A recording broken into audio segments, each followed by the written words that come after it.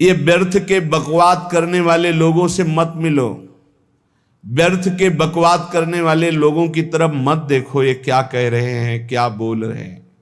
और तुम भी व्यर्थ का बकवाद मत करो। अपने समय को कीमती मान करके निरंतर प्रिया प्रीतम का नाम जप करो, उनके गुण लीला गाओ, उनकी सेवा में रहो।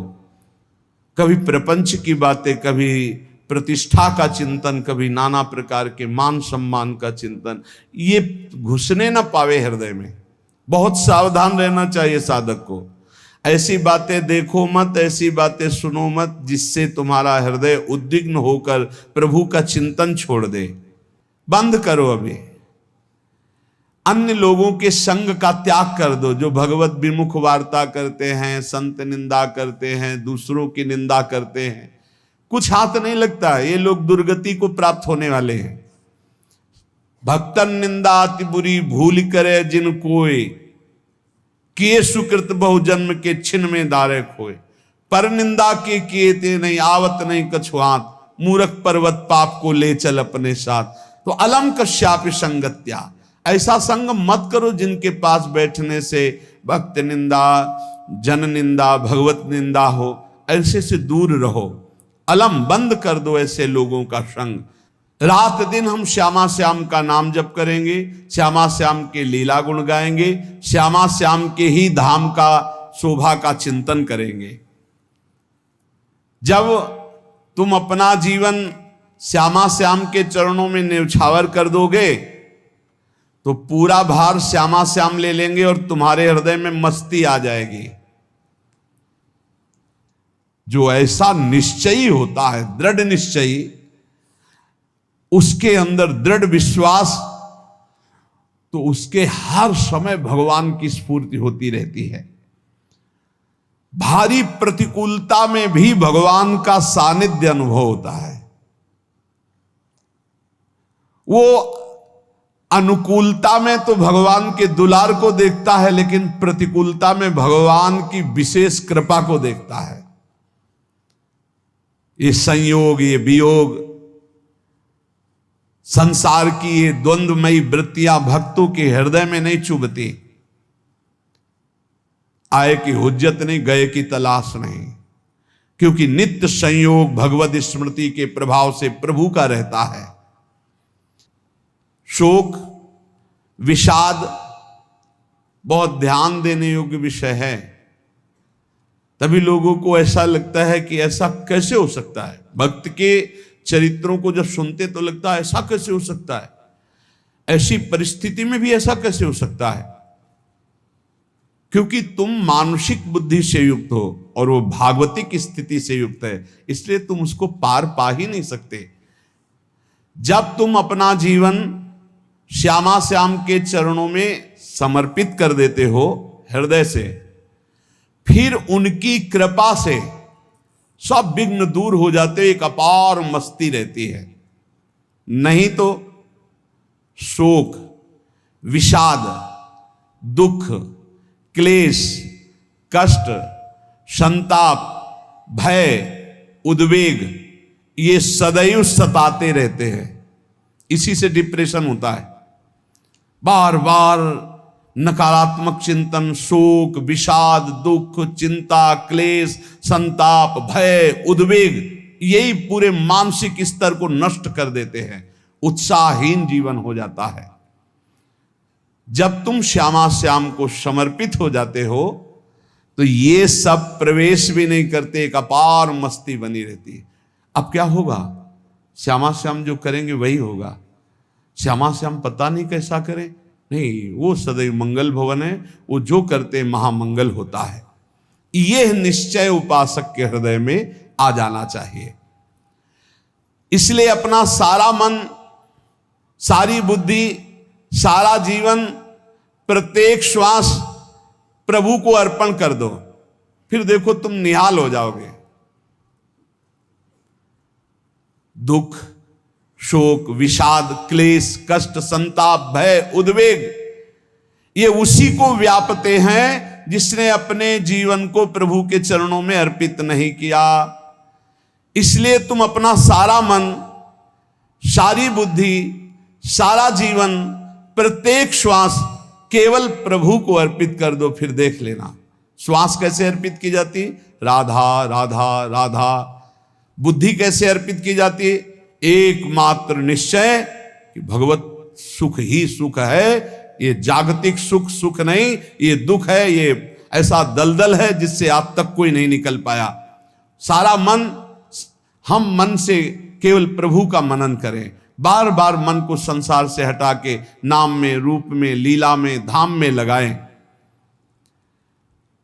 बहुत प्रसन्नता हो जाती है उस उपासक के हृदय में जो अपना मन बुद्धि प्रभु के चरणों में अर्पित कर देता है। भगवान ने तो इसको बहुत उत्तम स्थिति बताया है कि मेरे से कभी वो अलग हो ही नहीं सकता यदि मन बुद्धि अर्पित कर दिया।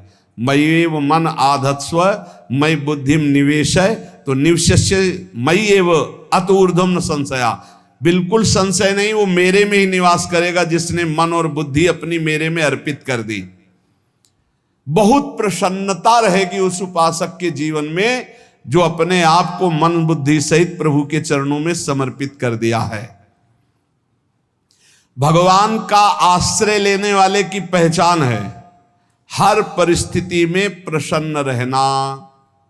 देखो आप भगवद आश्रित हो कि नहीं, देखो अनुकूल परिस्थिति में तो सब प्रसन्न रहना, लेकिन प्रतिकूल परिस्थिति में प्रसन्न रहना ये भगवान के भक्तों का लक्षण है। हर परिस्थिति में प्रसन्न रहना ये भगवान के भक्तों का लक्षण है। आनंदगन भगवान का आश्रय मिलते ही आनंद छा जाता है हृदय में। उनके पास आनंद का अभाव होता ही नहीं है। जैसे सूर्य का प्रकाश उदय होते ही सूर्य का प्रकाश संपूर्ण अंधकार को नष्ट कर देता है, ऐसे ही भगवान का संपूर्ण आश्रय लेते ही सब दुख चिंता शोक नष्ट हो जाते, आनंद ही आनंद। तुम भगवान के मंगलमय रूप को नहीं जानते हो, पर उनके मंगलमय भाव को, विधान को मानना शुरू कर दो। जो भी होता है मंगलमय होता है। हमने जीवन में देखा है, अगर इधर कोई बहुत बड़ा सुख दिया तो देर नहीं लगेगी, 24 घंटे नहीं व्यतीत होंगे और ऐसे दुख दे देंगे, जिससे दोनों का समान भाव रख करके ना दुख में तुम भूलो प्रभु को, ना सुख में फूलो, सीधे भगवत मार्ग में चल। पूरे जीवन की बात देखा है। भगवान के मंगल विधान में सदा सर्वदा सुख ही सुख है, इस बात को मान के प्रसन्न हो जाओ।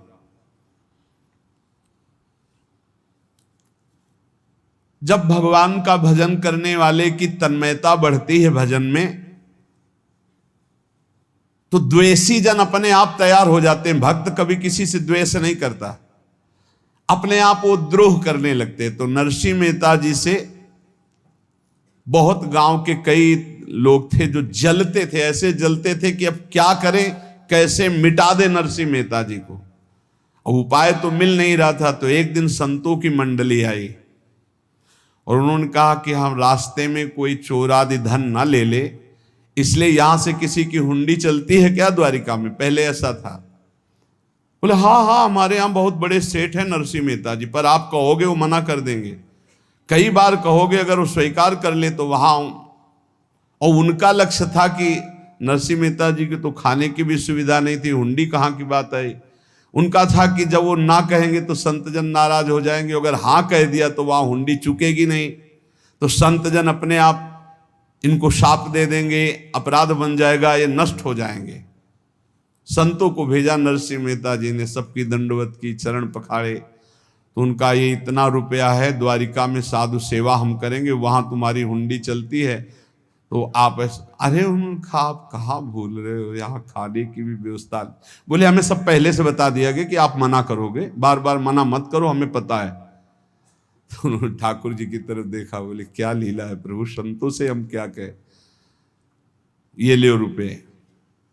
उस समय स्वर्ण की मोहरें चलती थी, बेच के बाजार से खूब उन संतों को पवाया, उन्हीं संतों की सेवा की। और उनका अपने सेठ का नाम तो बताओ जहां हमें जाके हुंडी मिलेगी। सेठ, सावल सा सेठ। संत जन गए वहां, पूछा कि नरसिंह मेहता जी का जिन सेठ से परिचय, उनका नाम सावल सा सेठ, उनकी गद्दी कहाँ है? तो जो कुछ भक्त थे वो द्वारिकाधीश की तरफ संकेत करते कि वही हैं। बोले नहीं नहीं, वो सेठ है, उनकी गद्दी चलती। पूरी बाजार में कहीं कोई। अब संत जन एकांत में होकर के बहुत विचलित हुए, क्या हमारे साथ धोखा हुआ? नरसिंह मेहता जैसा संत क्या धोखेबाज हो सकता है? देखो, संशय तो बहुत विचित्र होता है।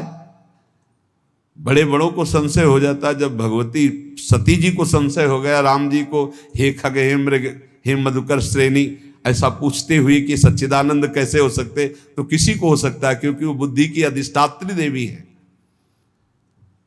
जो ही उनके मन में ऐसा आया कि क्या हमारे साथ धोखा हो रहा है, इतने में ही देखा जय हो सावल सा सेठ की।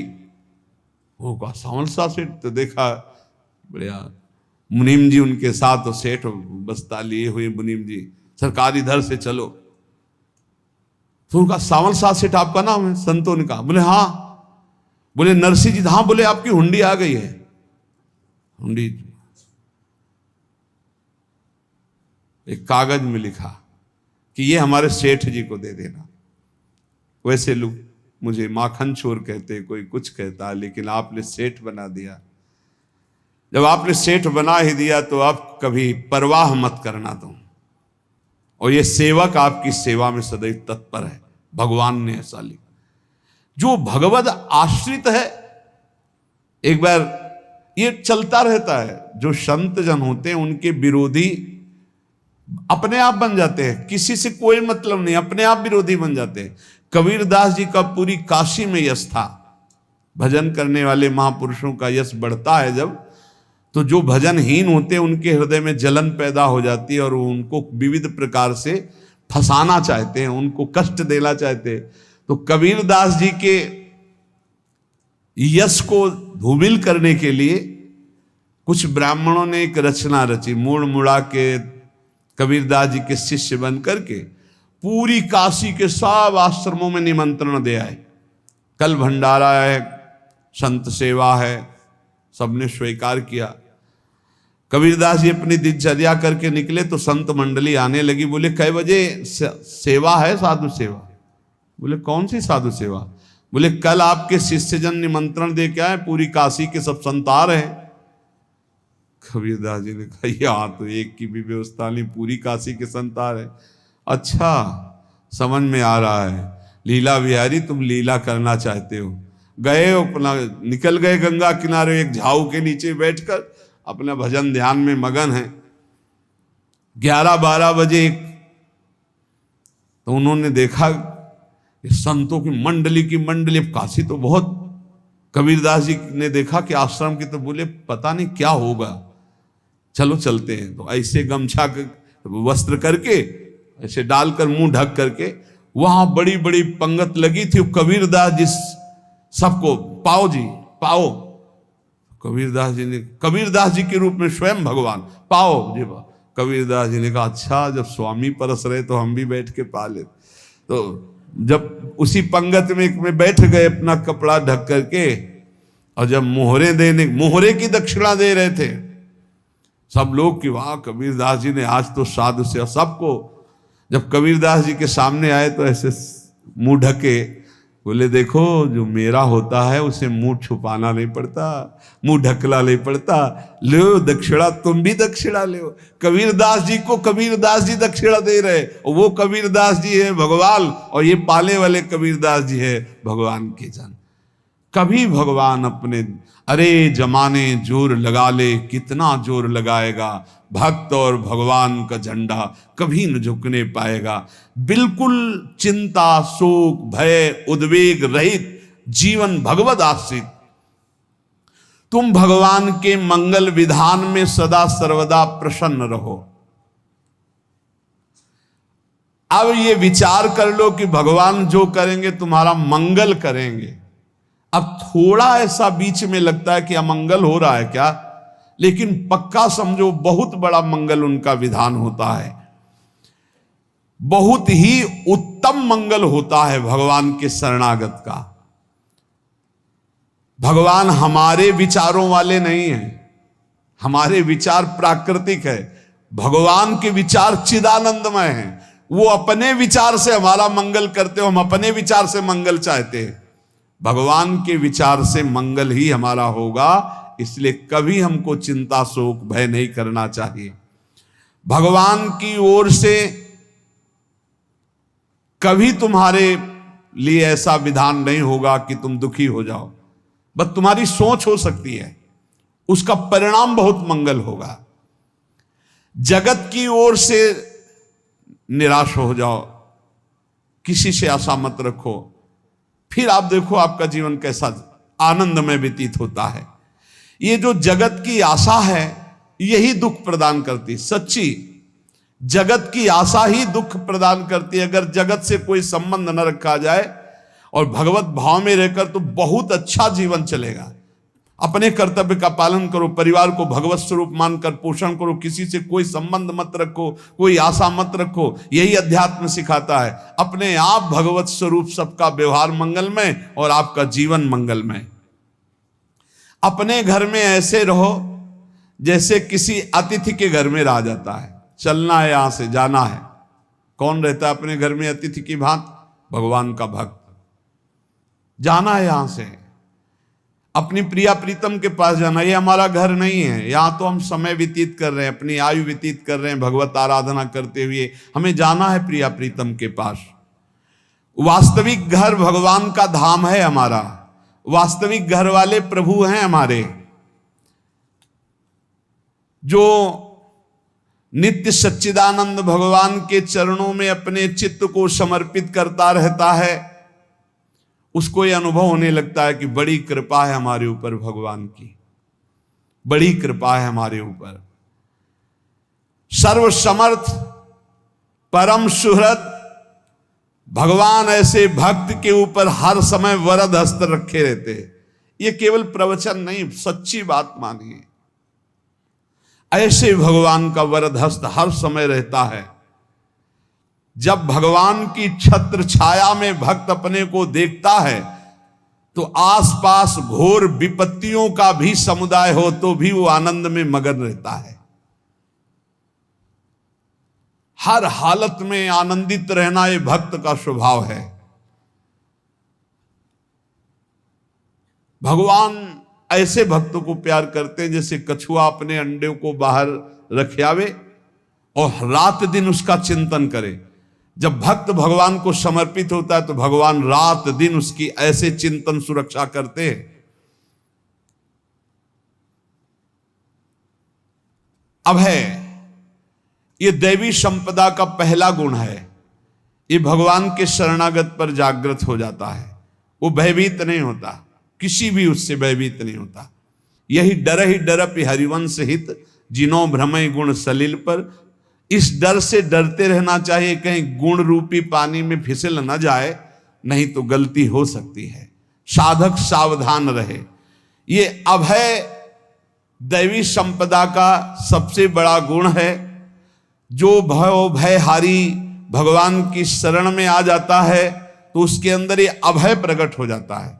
अगर कहीं तुम्हें एकांत में भय लग रहा है, एक आदमी तो एकांतिक में आए थे, वो कह रहे थे कि हमें हर समय भय लगा रहता कि कोई हमारे पीछे है, अंधेरा तो लगता कोई खड़ा है, मैं जीना मुश्किल हो गया, ऐसा भय। देखो ये मन कैसा है, भगवान से विमुख होने पर कैसे डरवाता है। वो कह रहे हैं हर समय मुझे डर लगा रहता है, कोई सामने खड़ा है, कोई पीछे खड़ा है, ऐसा भय लगने लगता है। और जब भगवान की शरण में आ जाते हैं तो ये अभय स्थिति हृदय में जागृत हो जाती है। कोई भी भय आसपास आ ही नहीं सकता, यहां तक कि नरक का भी भय खत्म हो जाता है जो भगवान की शरण में है। महापापी भी पुण्यात्मा महान भक्तों के समान वो उत्तम गति को प्राप्त हो जाता है जो भगवान की शरण में हो जाता है। पर ये जो भोगों का आश्रय लिए हुए हैं, मनमानी आचरण कर रहे हैं, ये कभी उस अभय को जान ही नहीं सकते कोई अभय पद है क्या। इनको तो कदम कदम पर शोक, भय, और दुख की प्राप्ति होगी। कोई बचा नहीं सकता जो भोगों में लगे हैं, मनमानी आचरण कर रहे हैं। अगर निर्भय होना चाहते हो, परम सुखी होना चाहते हो, तो भगवान के शरणागत हो जाओ। सारे जगत को अभय दान देने वाले भगवान हैं। भगवान का एक प्रण है, ममपन शरणागत भयहारी। जो मेरी शरण में आ गया उसके भय का मैं नाश कर देता हूं। साधना में अवस्था मन की मानी जाती है कि आप कितने अच्छे साधक हैं।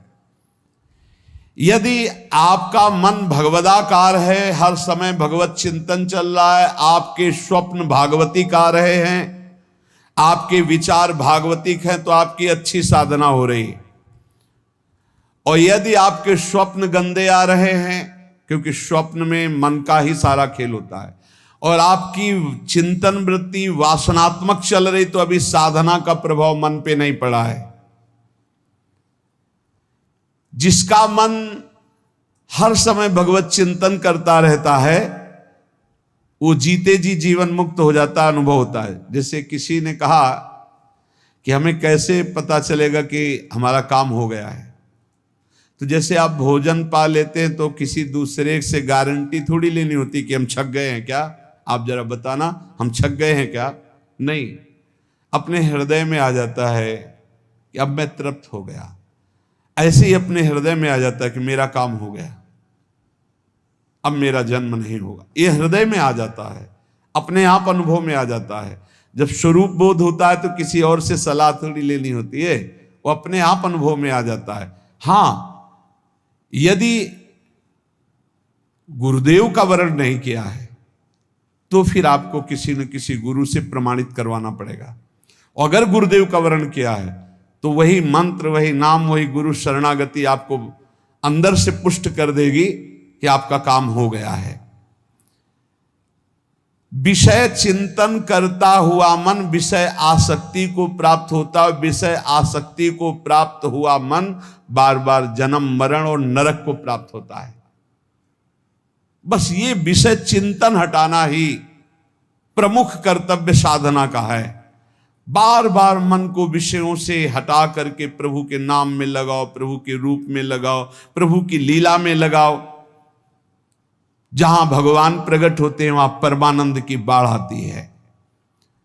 पर ये ध्यान रखें, गुलाब का फूल कांटों में खिलता है, उसकी सुगंध लेनी, फूल लेना है तो कांटों से बचाकर। ऐसे ही जब आप भगवत चिंतन के लिए चलेंगे तो आपका चिंतन चुराने के लिए माया विविध नाटक करेगी, कांटे फैलाएगी।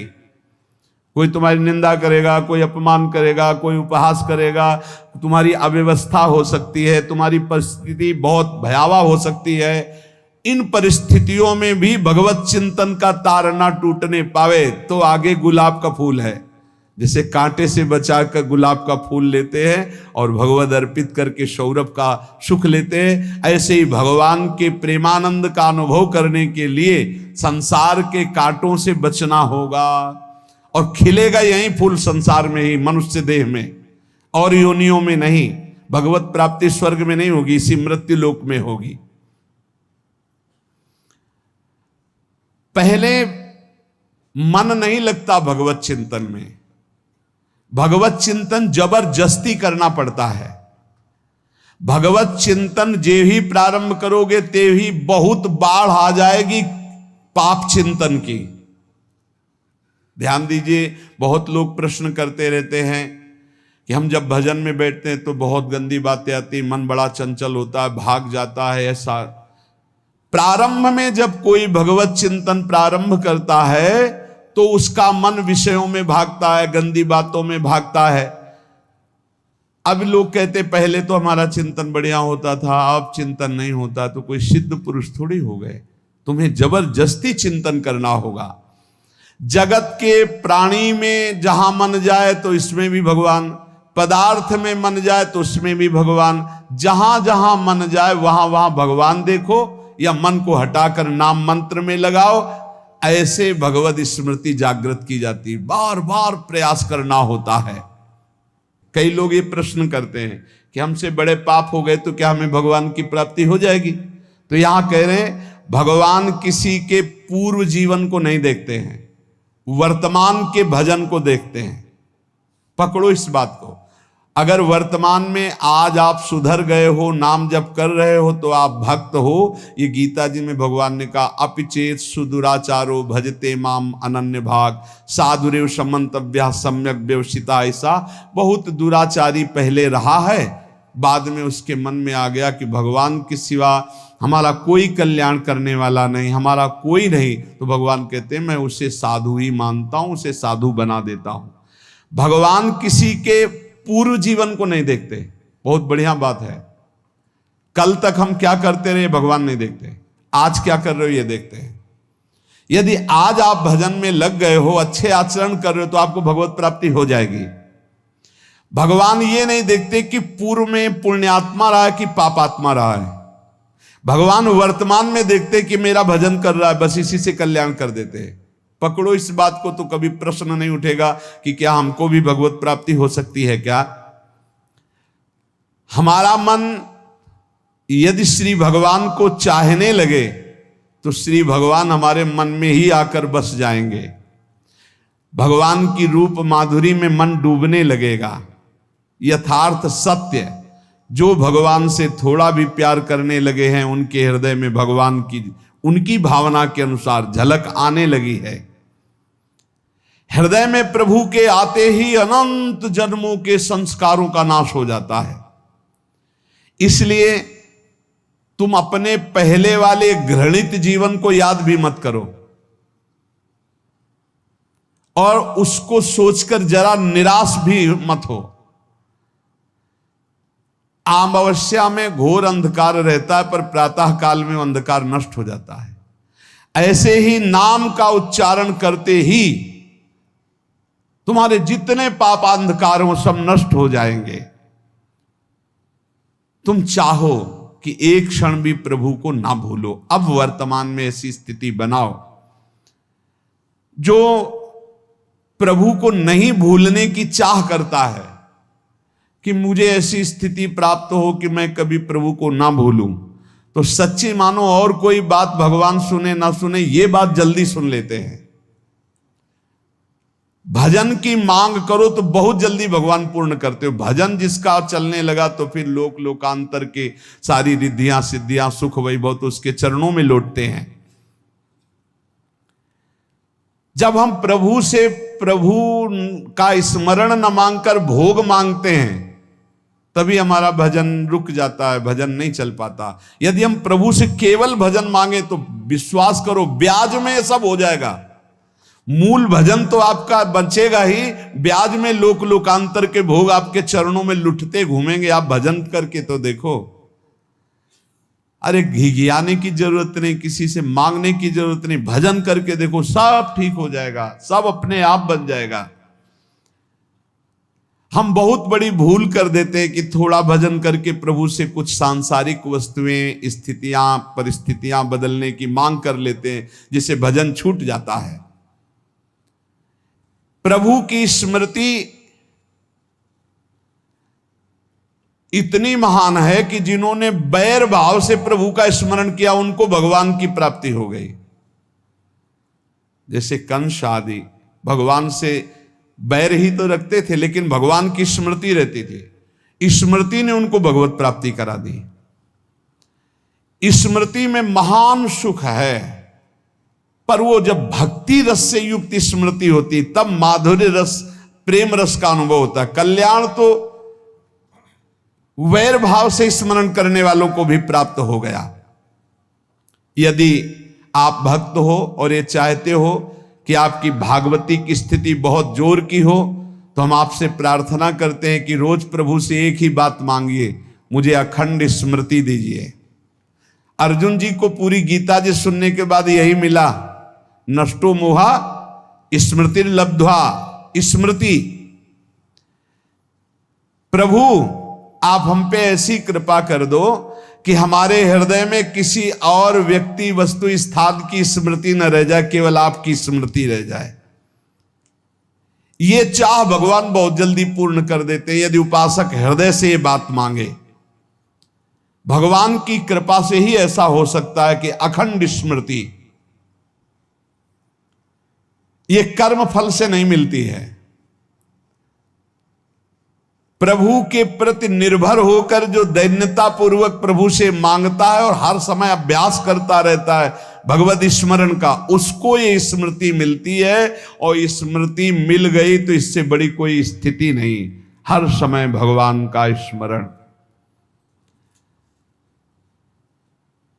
प्रभु से मन प्रतिपल नया नया स्वाद लेकर के आसक्त होता रहता है, नवम नवम। प्रभु कभी बासी नहीं होते। जैसे किसी व्यक्ति को देखो तो देखते देखते मन हट जाएगा कि देख लिया, बहुत सुंदर है, ठीक है, लेकिन वो एक दिन मन हट जाएगा।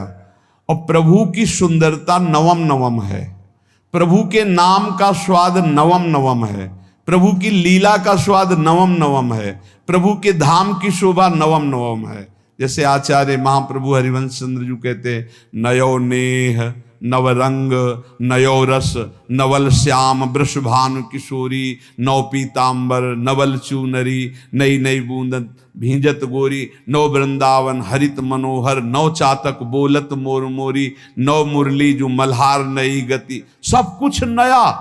तो नवम नवम प्रभु प्रतिपल नवम नवम प्रभु का रूप, प्रियाजू का नवम नवम, अबहीं और अबहीं और अबहीं और है।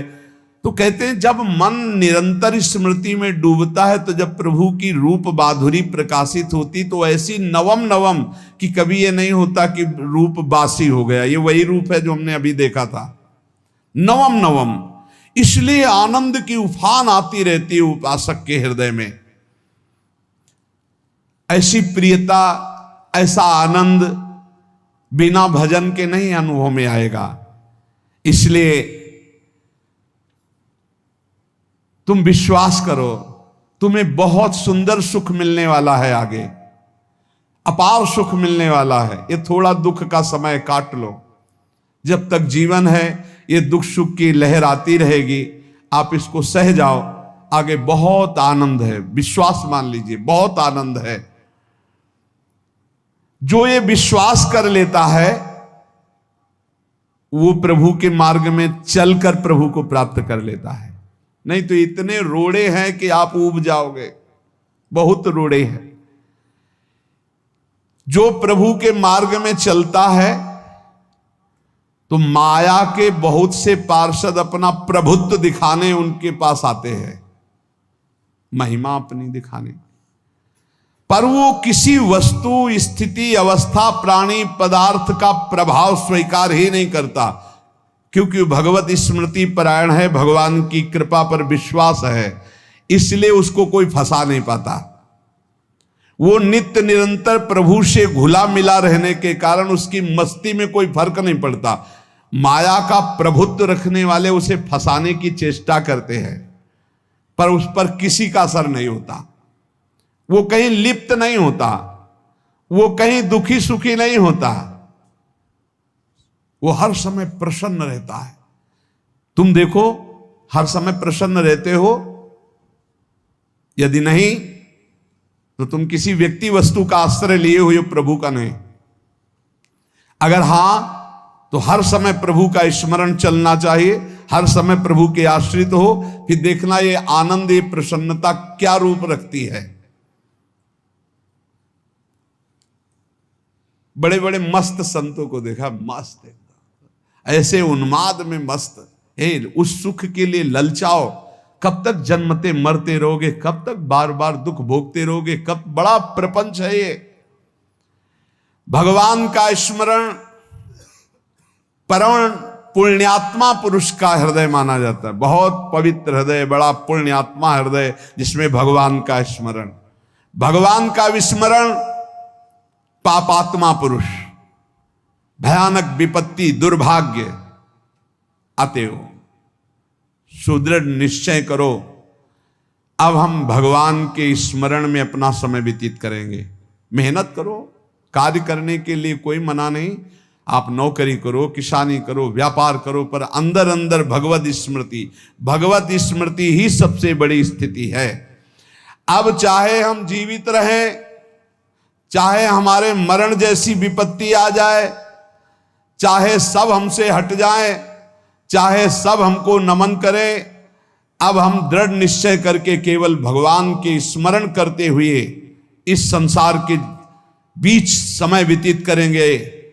अब हम चूकने वाले नहीं। ये नियम लीजिए, चाहे जीवन रहे या ना रहे, चाहे मरण जैसा कष्ट आ जाए, चाहे सब वियोग हो जाए, सब चले जाए, चाहे सब संयोग हो जाए, सब नमन करें, अब हम प्रभु का स्मरण नहीं छोड़ेंगे।